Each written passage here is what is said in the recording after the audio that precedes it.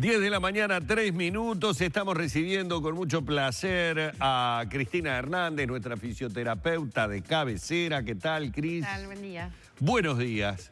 Bueno, venís a prevenir lo que me estoy generando en esta incómoda y tortuosa posición a la que me somete mi trabajo a diario, por lo que veo. Sí, a veces vamos a hablar de escoliosis. Escoliosis. Escoliosis, sí. A veces la escoliosis puede venir por mala postura. Exacto. Es fundamental. Por eso cuando hablábamos de postura... Mirá cuando hago las notas. Obvio. Así, tengo que mirarte. La inclinación repetitiva. No, pero ese codo tiene ese codo viene de años atrás, ¿eh? Sí, es muy importante tener en cuenta la postura en la que uno se maneja, Claro. ¿no? O sea, tenemos en cuenta que la escoliosis, ese es un tema que ya hemos tratado, pero mucha gente me ha pedido que volvamos a hablar del tema porque o no lo vieron, y es muy importante porque hay mucha gente que tiene este problema. La escoliosis viene a ser la desviación de la columna. Si nosotros miramos la columna desde el plano, un plano sagital, o sea, desde el punto de vista lateral, vemos las curvaturas normales, la cervical, la columna dorsal, que es cóncava y convexa, y cóncava la zona lumbar, ¿verdad? Eso visto lateralmente. Y si vemos la columna de adelante, un plano anterior, un plano posterior, la columna tendría que ser recta, ¿verdad? Bueno, cuando hay inclinaciones en esa verticalidad que tenemos que ver en un plano anterior o posterior, hacia un lado o hacia el otro, que puede ser en mayor o menor grado, 5 grados, 20 grados, 30, 40, hasta 50 grados, que ya serían casos por encima de los 40 grados, casos muy, muy severos y muy graves, ¿verdad? Pero hay escoliosis, por ejemplo, que son leves, ¿tá? Que pueden ser corregidas, ¿tá? Si son una escoliosis, por ejemplo, funcional, que es una escoliosis que ha venido, por ejemplo, por mala postura repetitiva, como le decía Humberto recién. O sea, las personas que tienen la costumbre o el vicio postural de inclinarse habitualmente hacia un lado. La persona que carga peso sobre un lado permanentemente, ¿tá? Y no balancea el peso de manera que su postura sea recta, ¿verdad? Entonces, esas repeticiones de malas posturas pueden llevar a un acortamiento de los músculos paravertebrales de un lado de la columna y una elongación de los músculos paravertebrales del otro lado. Las escoliosis pueden ser en forma de C, ¿tá? O en forma de S, cuando hay doble curvatura, ¿tá?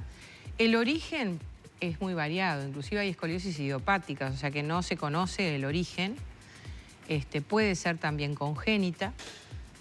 Se han estudiado algunos casos que podrían delatar que son congénitas y de desarrollo a partir del nacimiento del bebé. Y después están las escoliosis que tienen un origen en base a patologías neuromusculares. Aquellas lesiones de médula que, por ejemplo, producen una paraplegia, por ejemplo, hemiplegia, secuelas de hemiplegia, que modifica la marcha de la persona o impide la marcha de la persona, y la persona tiene que moverse a expensas de su tronco y miembros superiores. Entonces, muchas veces se producen escoliosis en compensación por la marcha que el individuo puede realizar. ¿Cómo lo trabajamos? Bueno, lo más importante en cuanto a la escoliosis es mantener la movilidad, ¿tá? Y lo que puede hacer el fisioterapeuta es evitar que la escoliosis avance. Exactamente.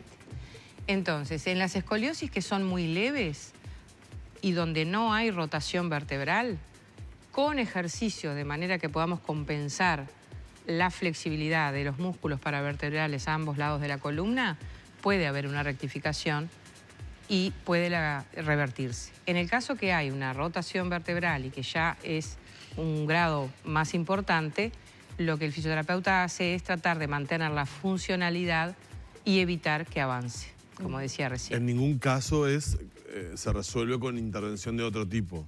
En los casos muy graves, severos, se puede llevar a cirugía.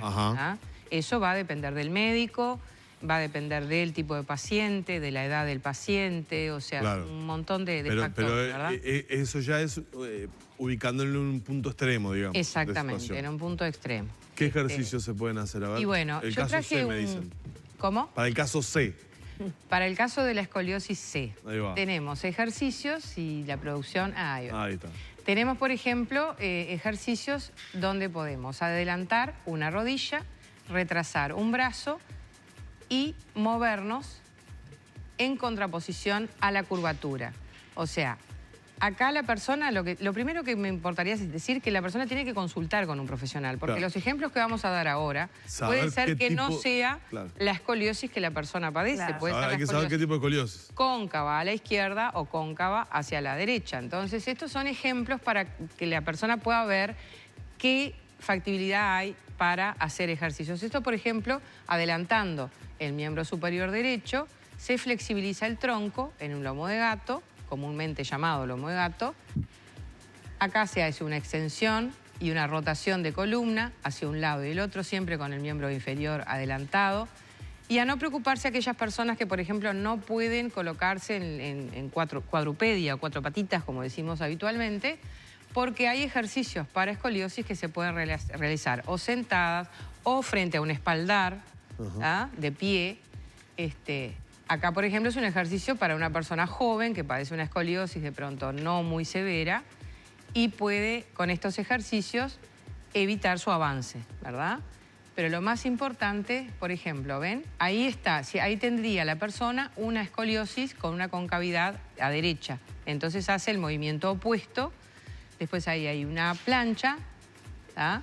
Donde se inclina el tronco en oposición a su escoliosis. No quiero mencionar mucho qué tipo de escoliosis para que las personas no se confundan, porque Claro. es simplemente a modo ilustrativo que vean que hay tipo de ejercicios, ejercicios ¿tá? Claro, que sí, se sí. pueden realizar como para compensar este tipo de actividades. Por ejemplo, llevando la rodilla al pecho, producimos una extensión de cadera y se produce una tracción de la columna Pero que va... Debe ser relajante ese. Exacto, porque se ese produce una ejercicio. tracción opuesta, digamos. Acá, por ejemplo, extender el brazo hacia una puerta. Si no se llega al extremo de la puerta, no importa, solo extendiendo el brazo hacia arriba.